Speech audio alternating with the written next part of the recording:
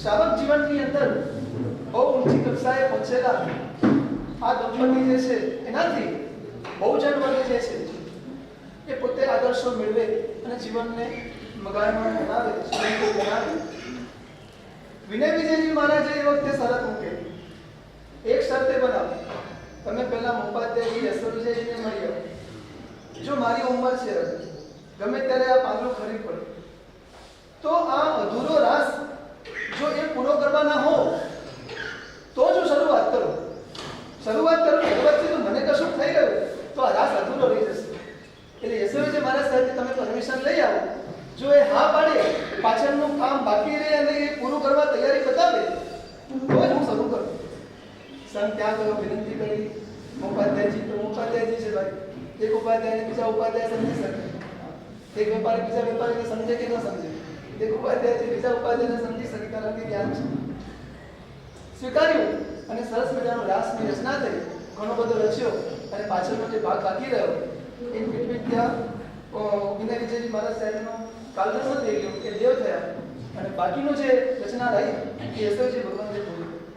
પણ તમને જો આ ખબર ન હોય ને અને આખો રાસ તમે વાંચો, સાંભળો, તમને કશું જ આમાં અલગ ન લાગે. જે ધારા વિનય વિજયજી શરૂ કરેલી એ જ ધારાનો તાર પકડીને યશો વિજયજી ભગવંતે એને સંપૂર્ણ પૂરું કર્યું. એ જ ધારાનો આજે કોઈ એક જણનું કામ હોય ને પછી અડધેથી બીજો જણો કરે તો કેવું કામની અંદર આપણને કંઈક ફેરફાર જોવા મળે. પણ આમાં એવું નથી, કારણ કે બંને એક જ ધારામાં વહેનારા મહાપુરુષો. સદગુરુ એમના માટે અહીંયા શું તપસજ્જાય મુક્ત સદા દ્વાદશ અંગનો દ્વાદશ અંગનો ધ્યાતા. અહીંયા જાણકારીની કોઈ કિંમત નથી, ધ્યાનની કિંમત છે, એમાં ઊંડા ઉતરવાની કિંમત છે. તપસજ્જાય મુક્ત સદા દ્વાદશ અંગનો ધ્યાતા ઉપાધ્યાય તે આત્મા જગત.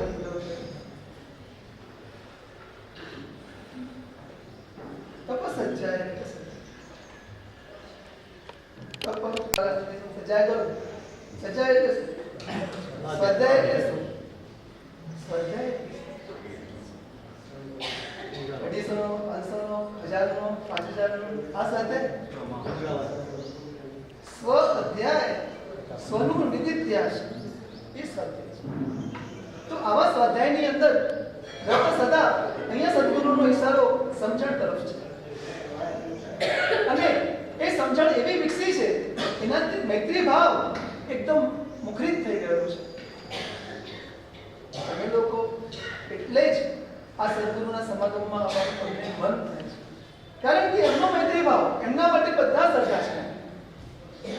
પ્રભુ તુલ્ય મનોવૃત્તિ જો બોલીએ કમઠે ધરણેન્દ્ર છે, પછી સોચિતમ એવું નથી લખ્યું કે કમઠે ધરણેન્દ્ર છે કે ખરાબ કામ કર્યું કે સારું કામ કર્યું, આવું નહીં. સ્વ ઉચિતમ, જેને જેની બુદ્ધિ શું છે એવું એ કરે છે. બંને તરફ પ્રભુ તુલ્ય મનોવૃત્તિ એ વૃત્તિને અનુસંધાન આ સદગુરુઓ હોય છે. પ્રભુ તુલ્ય મનોવૃત્તિ પૂજ્યપાદ આચાર્ય શ્રી કલાપૂર્ણસુરી મહારાજ ઘણા મહિનાઓની મહેનતથી બનાવેલો એક ગ્રંથ. અને એ સમય એવો કે જે સમયની અંદર ટુ કોપી બનતી નથી, ઝેરોક્સનો જમાનો નહોતો.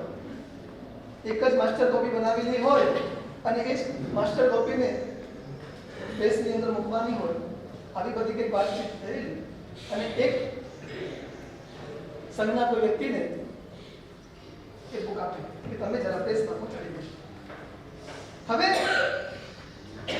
કેટલાય મહિનાઓની મહેનત છે, બહુ જીવની જેમ સાચવેલી ચીજ છે અને એવી રીતે જાણે જીવ આપતા હોય એવી રીતે બોલા ભાઈને હાથમાં આપી.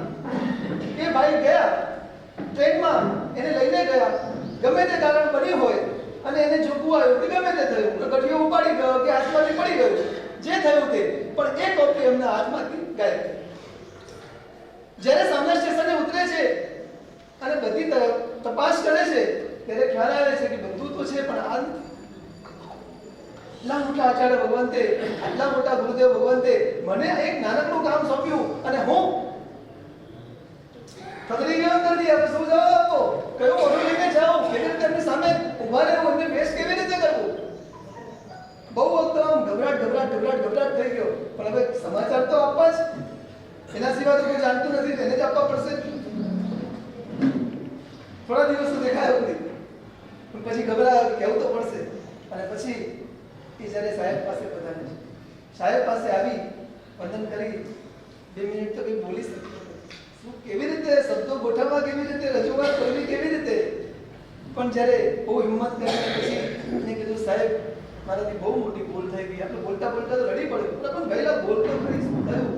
સર આપે મને પહેલી વખત જિંદગીમાં એક કામ સોંપ્યું અને હું એમાં સફળ ન થઈ શક્યો. કયું કામની વાત કરે છે? સાહેબ આપ પેલો ગ્રંથ આપ્યો હતો, એ ગ્રંથ મારાથી ક્યાંક ખોવાઈ ગયો છે, મારી પાસે નથી. તમે મને પ્રેસમાં પહોંચાડવા માટે આપ્યો હતો.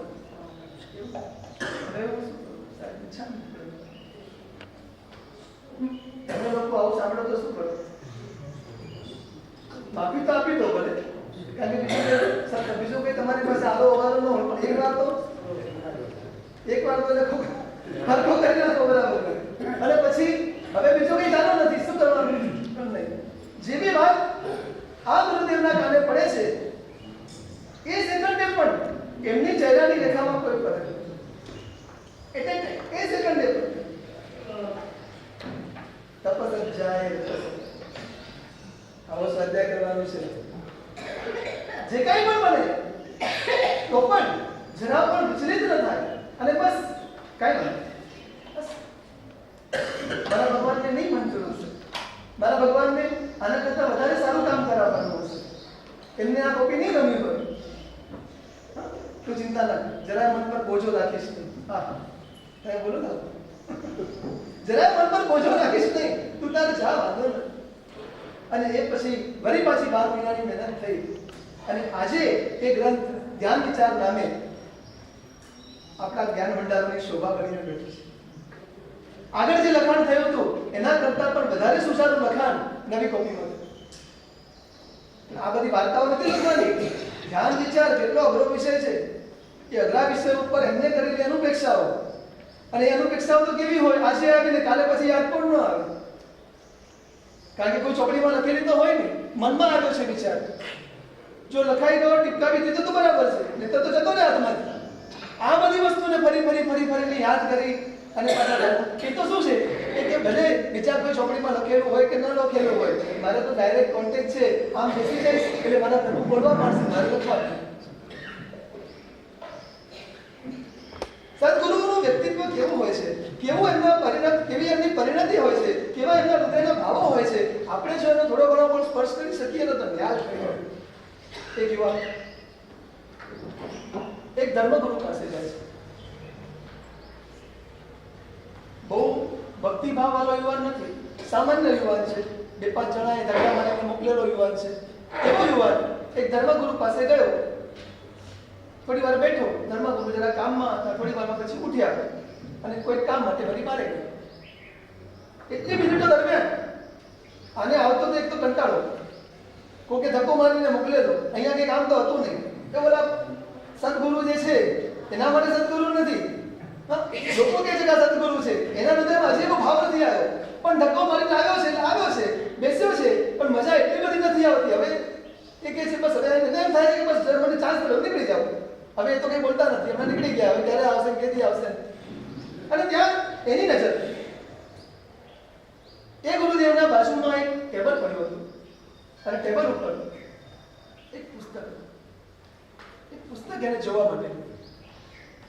હવે એ પુસ્તક એક પાના ફેરવતો જાય છે, પાને નવા મજાના ચિત્રો છે, જાતને ભાતના ચિત્રો છે, એ જોયા કરે છે અને એને લાગે છે કે આ તો ચિત્રો કેટલા બહુમૂલ્ય છે, કેટલી કિંમતી આ પુસ્તક છે. એને ગમી ગયું એ પુસ્તક. હવે ત્યારે તો ટાઈમ હતો નહીં, એની મનની અંદર એવો વિચાર આવી ગયો કે આ પુસ્તક છે ને લઈ જાઓ, કારણ કે આમે ઘણા ટાઈમથી બેકાર હતું. એટલે કોણ તમારા જેવા સજ્જન એને સલાહ આપેલી કે ભાઈ બેકારીમાં આમ તેમ ભટકે છે, એના કરતા આ ગુરુ પાસે જઈને બેસ, તને કઈ રસ્તો મળશે. અને રસ્તો પોતે ગોતી લીધો કે પહેલા નંબરની અંદર આ જે બુક છે, આ પુસ્તક છે, ચિત્રોવાળી અવનવી મજાની પુસ્તક છે, આ તો પહેલા ઉઠાવી.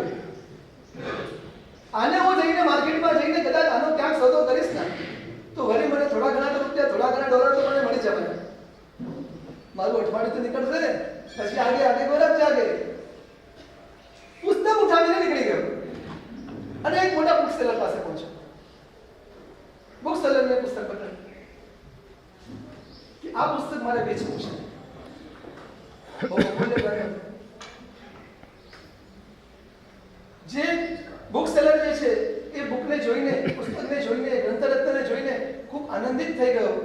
જો અંદરનું પાના ખોલીને જોવે છે તો ઓર વધારે ખુશ થઈ જાય. આટલું સરસ તમારે વેચવું છે? આ તો બહુ કિંમતી લાગે છે અને મને આની કિંમત પણ. એક કામ કરો ને, આ પુસ્તક તમે રાખીને જાઓ, હું જરા સરખી રીતે જોઈ લઉં, બરાબર? અને આવતીકાલે તમે આવશો, તમને આની જે કંઈ પણ કિંમત હશે તમને આપી દઈશ. બીજા દિવસે એ યુવાન પાછો એ દુકાન પાસે જાય છે અને દુકાનવાળાને પૂછે છે કે શું થયું ભાઈ, તમે જોઈ લીધું? તો કે હા, કિંમત બહુ છે, કિંમતી છે, આલે $1000. $1000 ની અંદર એક પુસ્તક ખરીદી લીધું. આને તો એકદમ રોમાંચિત થઈ ગયો કે એક નાનકડી ચોપડીના $1000. એને એવું હતું કે $5-25 મને મળી જાય તો મારું કામ થઈ જશે, તો મારું અઠવાડિયું નીકળી જશે. $1000 એટલે એને ભરી પાછો પ્રશ્ન, આટલી બધી કિંમતી આ કિતાબ છે, આટલું કિંમતી આ પુસ્તક છે, તમને આની કિંમતની ખબર કેવી રીતે પડે? તો કે જો હું તો બુક સેલર છું, મને આમાં બધું જાણતો નથી, જાજુ જાણતો નથી, પણ આ કોઈ ધર્મગ્રંથ લાગ્યો એટલે નજીકમાં એક ધર્મગુરુ હતા, હું એમની પાસે ગયો અને એમને જ પૂછી લીધું કે આની કિંમત શું હોય છે. તમે કોની વાત કરો છો? તમે કયા ધર્મગુરુની વાત કરો છો? તો કે ફલાણી જગ્યાએ, આ જગ્યાએ જે મકાન છે, મોટું જે આશ્રમ જેવું લાગે છે, એ જગ્યાએ હું ગયો અને એમાં જે મેન ધર્મગુરુ છે ને, એને મને આ કિંમત કીધી.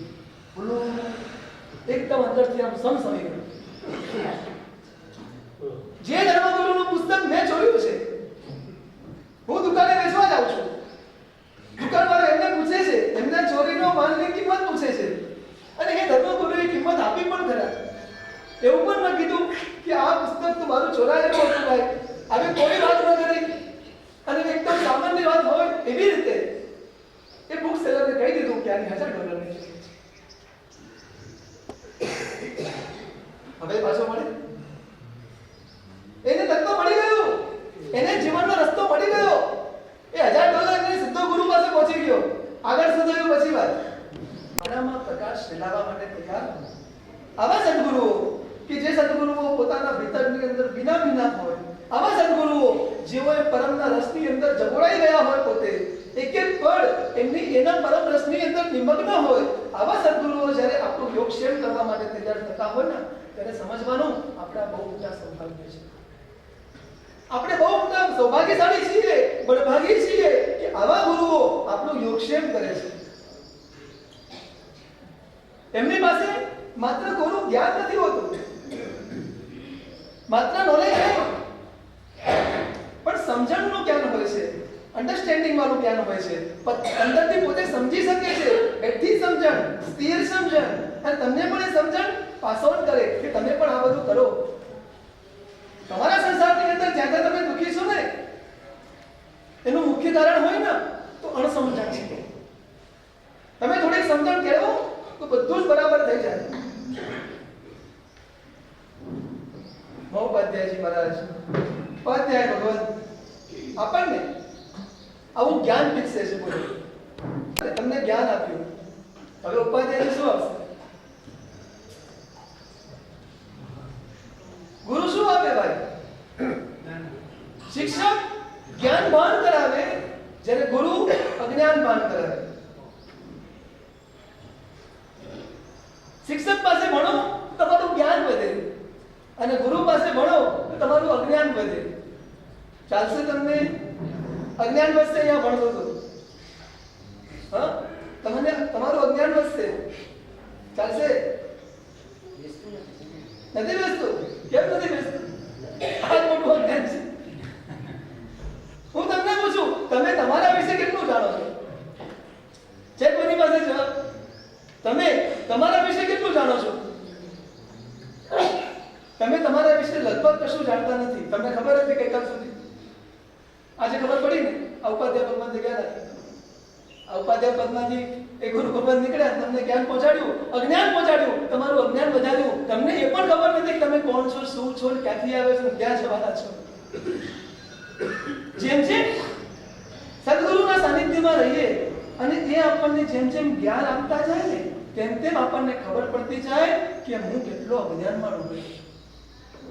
આપણને એમ લાગતું હોય, આપણે એવું સમજતા હોઈએ કે હું બહુ જ્ઞાની છું, હું તો ભાઈ પ્રોફેસર, હું તો ભાઈ વકીલ, હું તો ભાઈ ટીચર, હું તો લોયર, હા ભાઈ, હું સીએ, કેટલાના હિસાબ ઉપર નીચે કરી નાખું, કેટલું બધું જ્ઞાન, કેટલું બધું નોલેજ છે. આપણે હંમેશા એમાં જ ડૂબેલા રહીએ છીએ અને એની અંદર અહંકાર ક્યાં ભરાઈ જઈએ. સદગુરુઓ શું કરે છે? આપણને આપણી અજ્ઞાન દશાનું ભાન કરાવે છે. એ એવું જ્ઞાન આપે જેથી આપણને ખબર પડે કે ભઈલા તારી પાસે જે છે ને એની કોઈ કિંમત નથી. હજી પણ તું અજ્ઞાની જ છે. તારે હવે આ ભણવાની જરૂર છે. ફાયદા ભગવાન તુમનું આ કામ છે. ભણવું છે આ પાછળમાં અજ્ઞાન વધશે. કેવા ગુરુ ગમે? ગુરુના કેવા વચનો ગમે? મીઠા મીઠા વચનો ગમે? તમારા વખાણ કરે ગમે? તમારી સરાહના કરે ગમે? પબ્લિકમાં તમારું નામ લે ગમે? કેવું ગમે? કે પછી તમારા અહંકારના ફૂંકામાં ટાચણી ઘોસીને હવા કાઢી નાખે એવું ગમે? તમારા અહંકારના ડબ્બામાં ગોગો પાડી નાખે એવું ગમે? કેવા વચનો ગમે? ઓલી દેડકી જેવી હાલત થાય છે. હું અમારી દેડકી હતી. હવે દેડકી ને ક્યારેક કોઈ ભાઈ એમાંથી કાઢીને બહાર લઈ ગયો અને બહાર લઈ ગયો થોડા ટાઈમ પોતાના ગ્લાસમાં ડબ્બામાં રાખી ઘરે લઈ ગયો અને ત્યાં એના ઘરના આંગણાની અંદર એક ભેંસ રાખેલી હતી. એક દિવસ સુધી રમ્યો અને પછી પાછી એ દેડકીને કૂવામાં નાખી દીધી. હવે એ દેડકી એક દિવસ માટે બહાર ફરીને આવી, પાછી કૂવામાં આવી ગઈ. હવે એની મમ્મી એને પૂછે તો ક્યાં ગઈ હતી? એ કે મને એક જણ લઈ ગયો. એમ કે શું હતું ત્યાં? અરે ત્યાં તો એટલું મોટું જાનવર જોયું ને મેં, એટલું મોટું હતું, એટલું મોટું હતું. હે કે મારાથી મોટું હતું કે? દેડકીની મમ્મી પૂછે છે મારાથી મોટું હતું કે? અરે બહુ મોટું હતું. એટલે દેડકી છે ને એ મમ્મી વાળી દેડકી હતી ને એનો પોતાનું પેટ ખોલાવવા માંડી. હવે બોલ આટલી હતી? ના ના હજી બહુ મોટી હતી. તો બધા બોલાય આટલી હતી? ના ના હજી એટલી મોટી હતી. અરે એ તો બહુ મોટી હતી. એ બોલાવતી કે છેવડે ફાડી પડી. કોનો ઉપર કચકચ કરો છો? તમારી વાત ચાલે છે. આપણી આ અજ્ઞાન દશાનું ભાન આપણને સદગુરુઓ કરાવે. તપસજ્જાય સમજણ એટલે જ્ઞાન, જ્ઞાન એટલે સમજણ. સમજણ શું કરશે? જ્ઞાન પણ આપશે, સમાધાન પણ આપશે. જેમ જેમ આપણું અંદરનું સમાધાન વધતું જશે તેમ તેમ હવે આપણને કશું નવું નહીં લાગે. તમારા સાથે બનતી કોઈ પણ ઘટના હવે એ દુર્ઘટના નહીં હોય, કારણ કે સમજણના ઘરમાં આવી ગયા. સમજણના ઘરમાં આવી ગયા એટલે હવે બધું જ બરાબર ચાલે છે. તમે કોઈ પણ વસ્તુથી પ્રભાવિત નહીં થાઓ. કોઈ પણ ચીજ તમને અસર નહીં કરે. કેમ અસર નહીં કરે? કારણ કે તમે સમજતા થઈ ગયા આ તો બધું એવું છે. તમે ક્યારે બાળકના ઝઘડાઓ જુઓ છો? તમને બહુ હરખ શોખ થાય? આ લોકો થોડા હજી આમ તેમ થઈ જાય કારણ કે અડોશ ને પડોશ બધું હોય.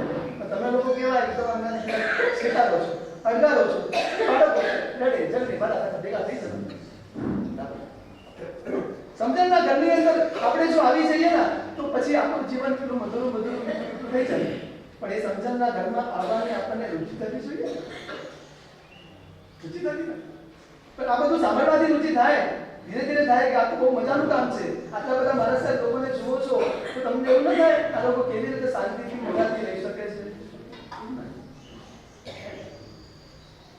આપણે જ્યારે ચરિત્રનું વાંચન કરતા હોઈએ છીએ અને મહાપુરુષોને જ્યારે યાદ કરતા હોઈએ છીએ, બે હાથ જોડીને નતમસ્તક થઈ જતા હોઈએ છીએ, તો તમને કહું વર્તમાન કાળની અંદર પણ આવા સદગુરુઓ આપણી વચ્ચે છે. આપણે એને રોજ જોઈએ છે પણ આપણે એની અંદર ભળતા નથી, એનો સ્પર્શ હૃદયથી નથી કરતા. સાચો શ્રાવક કે સાચો સાધક કોને કહેવાય?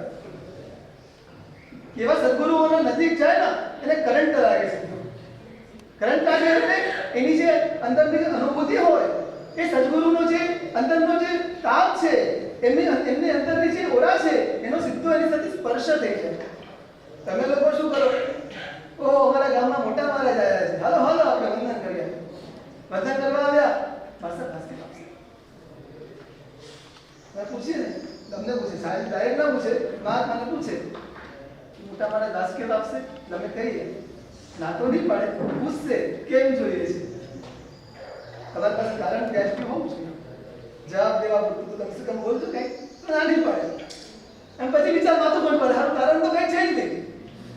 કોઈ કારણ નથી, વાસ્તવિક શેના માટે જોઈએ છે? વધારે હોશિયાર થવું છે. સંસાર અમે લોકો જે રીતે જોઈએ છે, અમે લોકો એટલે તમે લોકો જે રીતે જોવો છો, પણ હવે અમને એવી ઈચ્છા થઈ છે કે મારા સાહેબ તમે લોકો જે રીતે જોવો છો ને એવી રીતે અમારો સંસાર જોવો છે. અહીં સમજણ પડતી નથી. માણસ એવો વાસ્તવિક બાબો ને કે તમારી જેમ અમે જોતા થઈ જઈએ, તમારી જેમ રાજી રહેતા થઈ જઈએ, તમારી જેમ બધી વસ્તુને મૂલવતા થઈ જઈએ.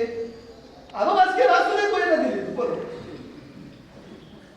પરીક્ષામાં પાસ કરી દેજો, ધંધાની ખોટ પૂરજો, ઘરમાં બધા બરાબર થઈ જાય, સભા જરા ગુસ્સો બહુ આવે એ જરા થોડું કે ખરા.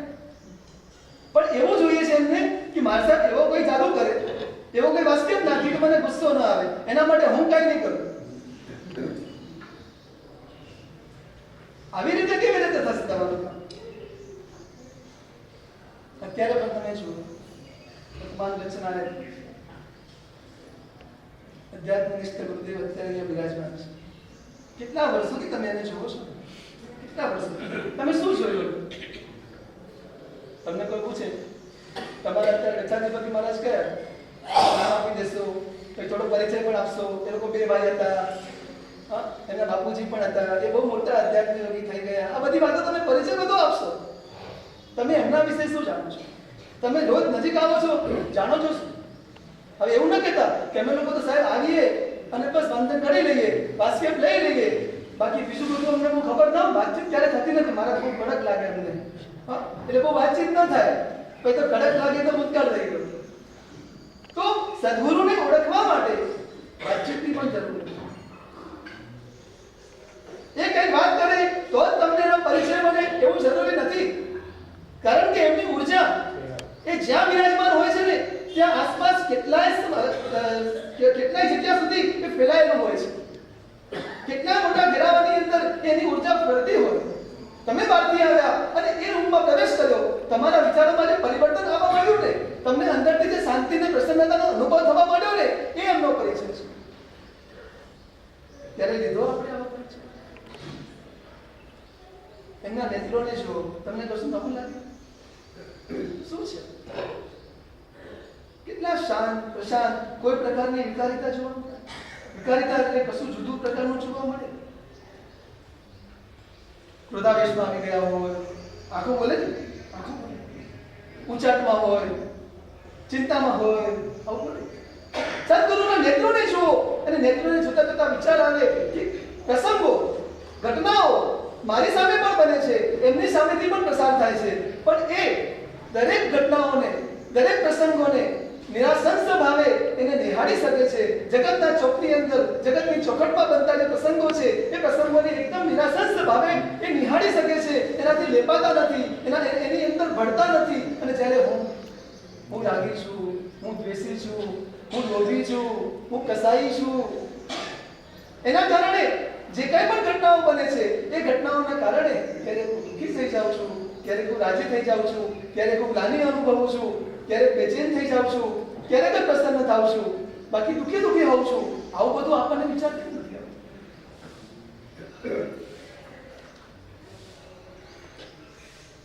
સદગુરુ ભગવંતના ચોમાસા કરાવવા, એમની નિષ્ઠાની અંદર મોટા મોટા આયોજનો કરવા અને બહુ મોટી તાદાદની અંદર ભેગા થઈને આનંદ પ્રમોદ કરીને છૂટા પડવું, આ તો સદગુરુનું એક પ્રકારનું.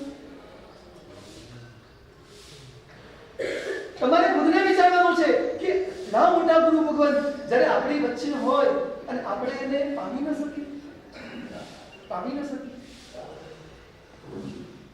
હા, તમારી ગોચરીની ભક્તિ જોઈને બહારનો માણસ આવીને કહેશે તમે જરૂર કલાપુર સમુદાયના લાગો છો, વાગડ સમુદાયના શ્રાવક લાગો છો. તમારી ગોચરી ભક્તિ જોઈને કહે છે, પણ તમે ધંધા ઉપર બેઠા હોય અને તમારો વ્યવહાર જોઈને જ્યારે તમને કોઈ એમ કહે કે નક્કી તમે કોઈ વાગડ સમુદાયના શ્રાવક લાગો છો, ત્યારે તમારે સમજવાનું કે આ મારા ગુરુ ભગવાનનો મને સ્પર્શ કરે છે. એક વ્યક્તિ સાથેનો તમારો વ્યવહાર એવો હોય કે જે વ્યવહાર તમને બીજાઓ કરતા જુદા કરી લાગે. થઈ શકે આવું? પ્રસંગો આપણી સામે બને છે અને આપણી સામે બને છે. પ્રસંગોની અંદર, ઘટનાઓની અંદર આપણે ડૂબી જઈએ છીએ અને એ અડધા રહી શકે છે. હું કેમ ન રહી શકું?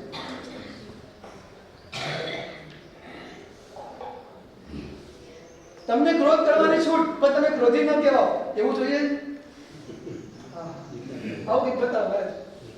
તમને ક્રોધ કરવાની છૂટ, પણ તમે ક્રોધી ન કહેવાઓ. તમને લોભ કરવાની પણ છૂટ, પણ તમે લોભી ન કહેવાઓ. આવું પડે તો ચાલે? ભગવાન માટે આવા બધા ઘણા વિશેષણો છે. રાગી છતાં નિરાગી, ભોગી છતાં અભોગી, યોગી અયોગી છતાં યોગી છતાં અયોગી, આવા બધા ઘણા બધા વિશેષણો છે. આ વિશેષણો તમારા માટે પણ વાપરીએ તો. ક્રોધ કરું છું સાહેબ, બાકી હું ક્રોધી નથી. આમ કેળવ સારું લાગેલું છે. થોડો થોડો મને ગુસ્સો આવે છે, પણ સાહેબ તમે માનો છો એટલો બધો ગુસ્સો નથી આવતો, એટલો બધો ક્રોધી નથી. હા, થોડું થોડું ક્યારેક કરો તો તમને છૂટ. ચલો, કરવો પડે તો છૂટ. એ તો મેં તમને કાલે જ વાત કરી. જેવી રીતે તમે તમારા બાળક પર ગુસ્સો કરો, 8 વર્ષના બચ્ચા ઉપર તમે જે રીતે ગુસ્સો કરો છો, એવી રીતે તમને 40 વર્ષના યુવાન ઉપર ગુસ્સો કરવાની છૂટ. પણ એવી રીતે માત્ર ને માત્ર એની હિત બુદ્ધિથી તમે ગુસ્સો કરો છો, પણ તમારા અંતરની અંદર ક્રોધ નથી. કારણ કે તમે સારી રીતે જાણો છો કે આ મારો સ્વભાવ નથી. આ બધા દિવસો, આ આરાધના દિવસોમાંથી આપણને આ શીખવાનું છે. ઉપાધ્યાય ભગવાન, સદગુરુ ભગવાન આપણને આ શીખવાડે છે. આપણે તૈયાર હોવા જોઈએ આને શીખવા માટે. થોડું ઘણું જીવનમાં અપ્લાય કરો ને ભાઈ, વાંધો શું આવે? જરાક આમ શરદી ખાંસી જેવું લાગે, ગરમ ગરમ જેવું લાગે તો આમ કોઈ પૂછે ત્યારે જ બોલો કે એમને ઘરમાં વાત કરો કે આ જરાક થોડું ખાંસી ગરમ ગરમ. જરાક કોઈ પૂછી લીધું તો આખી હિસ્ટ્રી કહી દો. હા હા, રાત્રે પણ આવું થયું હતું, અડધી રાત્રે મારે જાગ્યો હતો ને મજા નથી આવતી ને એકદમ ગભરાટ કરતો હતો. કેટલી બધી આપણે આખી વાત કરી લઈ. પછી સવારે ઉઠ્યા ત્યારે થોડું ગરમ ગરમ લાગ્યું. પછી 2 કલાક વીત્યા, હવે જરા થોડું વધ્યું. એ ભાઈ વધ્યું, હવે બોલાવવા પડશે ડોક્ટરને. તમે લોકો જોઈ શકો છો એ કાળ આવે છે, 100 માંથી 101 ડિગ્રી થાય છે, 102 ડિગ્રી થાય છે. તમે સમજી શકો છો કે આ વધ્યું એમ. પછી મેં થર્મોમીટરથી માપો, જો કહેતો તો ને 2 તો હશે, અને 102 તાવ નીકળે, 103 તાવ નીકળે. ક્રોધ આવે, તમે જોઈ શકો. ઝટ ઘરથી બહાર નીકળીને સીધા ઉભા છે, પહોંચો. હવે તો નહીં ચાલે, જવું પડશે. વધ્યું. હવે સીધા સદગુરુની ગોદમાં જવું પડશે. એ જ આને ઠારી શકશે. બાકી તો હવે આ આગ એવી લાગેલી છે ને, ખબર નહીં કેટલાને પાડી મૂકશે. હવે નહીં. કેવો ગુસ્સો કરે છે. એટલે ક્રોધ વાળા જ ખરાબ છે એવું નહીં સમજવાનું ભાઈ. લોભ વાળા એટલા જ ખરાબ છે. આ તો દેખાતો નથી એટલું. માન વાળા, માયા વાળા બી એટલા જ ખરાબ છે. બધા જ કામ પડતા મૂકીને ધંધાની અંદર ડૂબાડૂબ રહે ને, લોભની અંદર ગળા ડૂબે, એકબીજાના ગળા હરીફાઈની અંદર પણ આગળ વધતા હોય ને, પણ એટલા ક્રોધ જેટલા જ ખરાબ છે. એટલે જે લોકોને ક્રોધ ઓછો આવતો હોય, કાઢા કરે છે, બધો ધંધો કરતા હોય ને, અને ગમે તેના એ બધું કરતા હોય ને, ત્યારે સમજી લેવાનું કે આપણે એ લાઈનમાં જ છીએ. સદગુરુઓ તમને કહે છે કે તમે તમારા માટે એક એવું સ્થાન બનાવો કે જ્યારે તમને આવું લાગે ત્યારે એમાં ચાલુ જવાનું. એક એવી રૂમ બનાવો. બહુ ગરમી લાગે તો એક દીકરો આવ્યો 2 દિવસ પહેલા, મને કે સાહેબ આગળ કરું છું, બહુ સરસ કહેવાય, થાય છે ને, ગરમી બહુ છે. ના સાહેબ, ગરમી કાંઈ નથી એટલી બધી. દાદા એર કન્ડિશન હાજર છે, તકલીફ પડતી નથી, અંદર ઘૂસી જાઉં છું, 4 કલાક બહાર નીકળવાનું નામ નહીં. એટલે બધું બહુ સારું લાગે છે મને. એટલી બધી ગરમી ઠીક ભારે છે, પણ મને નથી લાગતી. તમારા પાસે એવું કોઈ એર કન્ડિશન રૂમ છે કે ક્રોધ આવે પણ તમે રૂમમાં ચાલ્યા જાઓ, ને ક્રોધ બહાર રહી જાય, તમે અંદર ચાલ્યા જાઓ? આવું બને ના થઈ શકે. કરવા જેવું છે. થોડો પ્રયત્ન કરો ને.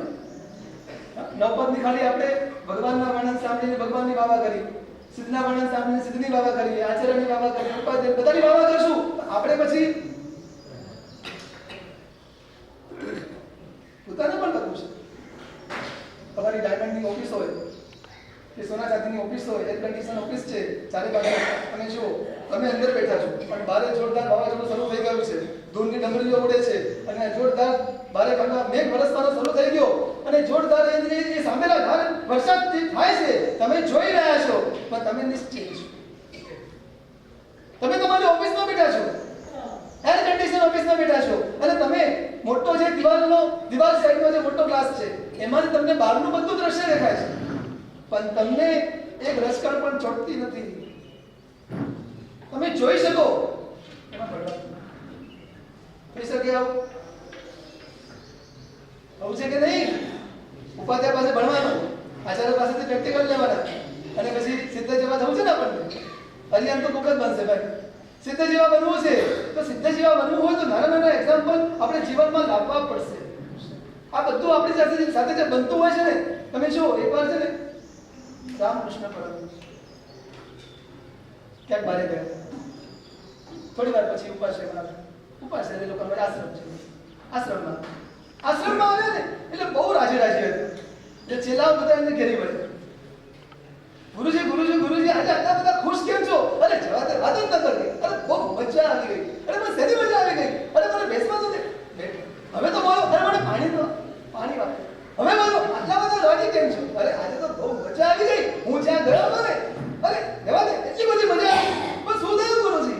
અરે જ્યાં હું ગયો હતો ને ત્યાં કેટલા અનાડી માણસો આવેલા અને એ અનાડી માણસો છે ને રામને ગાળો દેતા હતા અને હું જોતો હતો. રામને ગાળો દેતા હતા અને હું જોતો હતો. મજા આવી ગઈ. રામકૃષ્ણ પરમહંસ પોતાના માટે રામ શબ્દ વાપરતા. કેટલા અનાડી માણસો રામને ગાળો દેતા હતા અને એમને શું કર્યું? પોતાના જીવનનું ટ્રાયેંગલ બનાવ્યું. ટ્રાયેંગલના એક છેડે અનાડી માણસ, ટ્રાયેંગલના બીજા છેડે રામ, એટલે કે રામકૃષ્ણ પરમહંસનો દેહ. એ શરીર માટે શબ્દ વાપરતા હતા. રામ એ આ છેડે અને ત્રીજા છેડે પોતે એટલે કેટલા અનાડી માણસો રામને ગાળો દેતા હતા. હું જોતો હતો.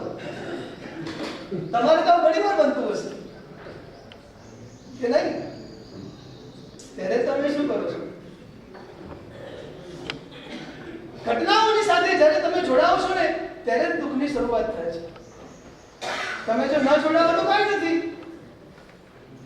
જોડાવાનું કેમ થયું? મારા પણ આવે ત્યાં જોડાવાનું થાય. મારા પણ ઉઠી જાય તો જોડાવાનું બંધ થઈ જાય. મુંબઈમાં પ્લેટફોર્મ પર એક યુવાન ફોનમાં વાત કરતો. હવે એટલો બધો ડૂબેલો હતો ફોનની અંદર અને થોડુંક પ્લેટફોર્મ પર સુમસામ જેવું હતું. વચ્ચેનું સ્ટેશન હતું, મેન જંકશન હતું, એટલે બધી ગાડીઓ ત્યાં ઊભી ના રહે. હવે એક સુપરમેન જે હતી ને એ મુંબઈ સેન્ટ્રલથી નીકળી અને ગાવ ક્યાં જાય છે. હવે બોલો ઊંધો ફરીને ફોનમાં વાત કરે. બધા બૂમો પાડી એને, પણ એ વાતોમાં એટલો બધો મશગુલ હતો અને ટ્રેન એને ખેંચી ગઈ.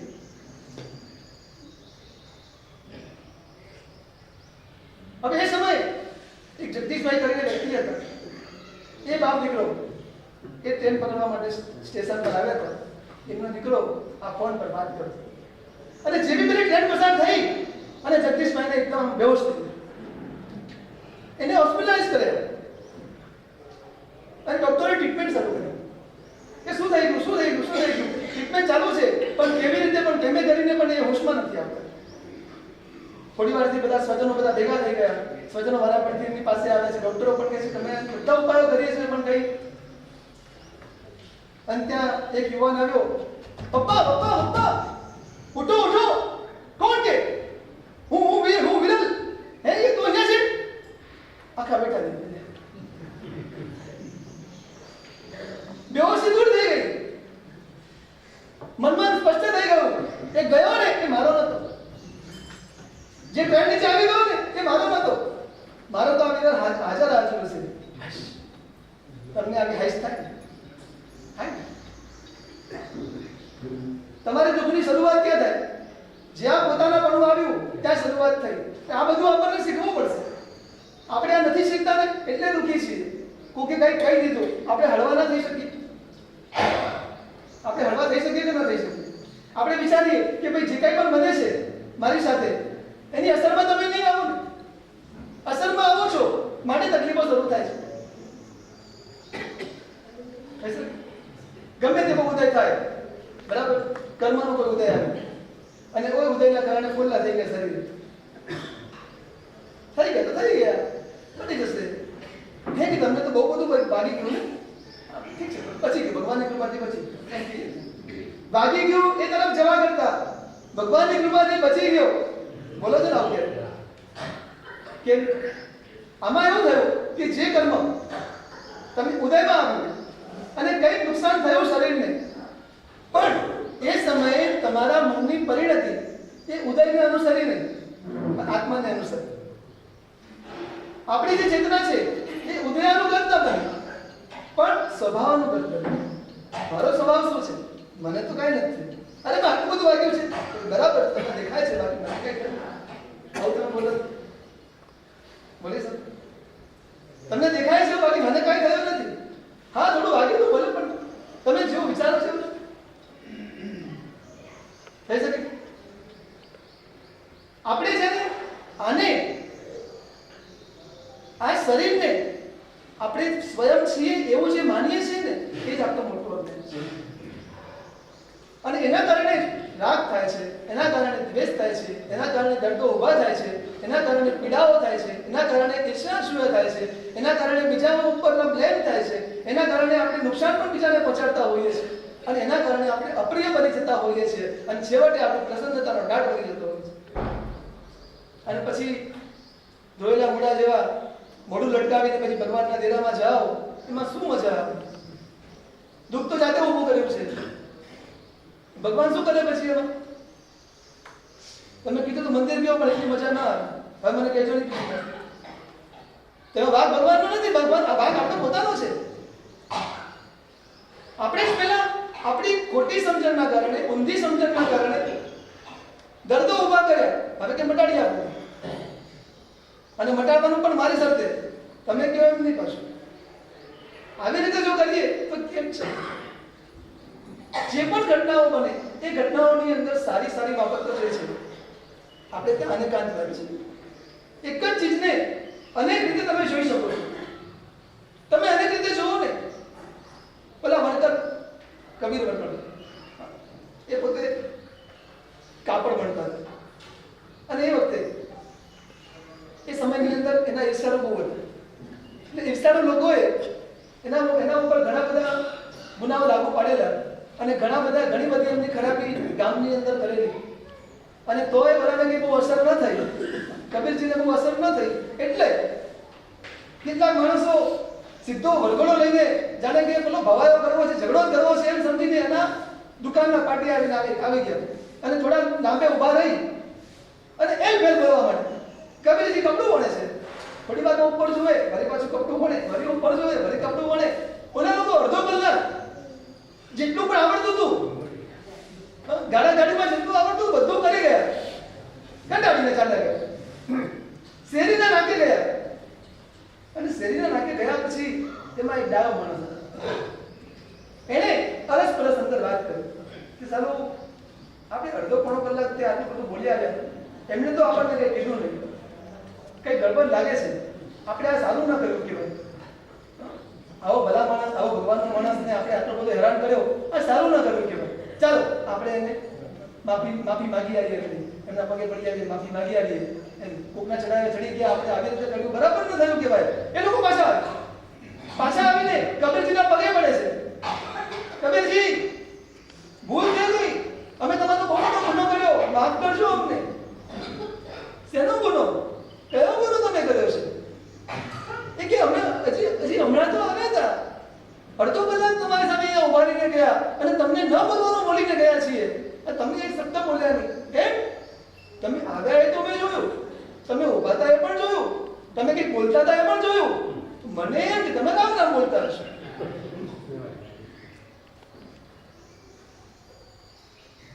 કોઈ પણ ઘટનાઓ જ્યારે બને છે એ ઘટનાઓની અંદર જ્યારે આપણે નેગેટિવ પાર્ટને છોડી દઈએ છીએ અને પોઝિટિવ પાર્ટને પકડી લઈએ છીએ, તમને જે ગમે છે ને એને જ પકડવાનું છે. તમને સારું ગમે છે તો સારું લઈ લેવાનું. આપણે જ્યારે નબળી વાતોમાં ધ્યાન આપીએ છીએ ત્યારે દુખી થઈ છે. હે એટલે તને ખબર છે તારા માટે હું કેવું બોલતી હતી, પછી